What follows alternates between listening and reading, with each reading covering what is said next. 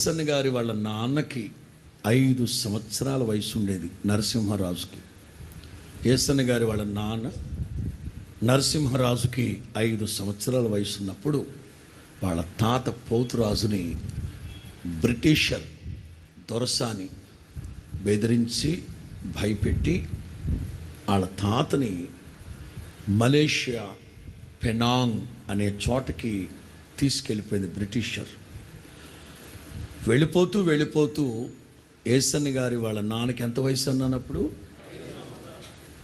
ఆ కబాడిపాలెంలో ఎవరో ఒకరికి అప్పచెప్పేసి అనాథగా ఆయన్ని అప్పచెప్పేసి ఆ దొరసానితో వెళ్ళక తప్పలేదు. బ్రిటిషర్తో పెనాంగ్ వెళ్ళేటప్పుడు ఆ మాట గుర్తుంది. Narasimharaju Penang Penang Penang. ఇక ఆయన ఒక్కడే అనాథగా ఆ పంచన ఈ పంచన వాళ్ళు పెట్టే ముద్ద వీళ్ళు పెట్టే ముద్ద తిని కష్టపడి ఒక సొంత రైస్ మిల్ని కొనుక్కున్నాడు. ఆ తర్వాత ఏసన్న గారి వాళ్ళ అమ్మ కమలమ్మ, ఆమెమో రోమన్ క్యాథలిక్, ఆయన తాతేమో నరసింహరాజు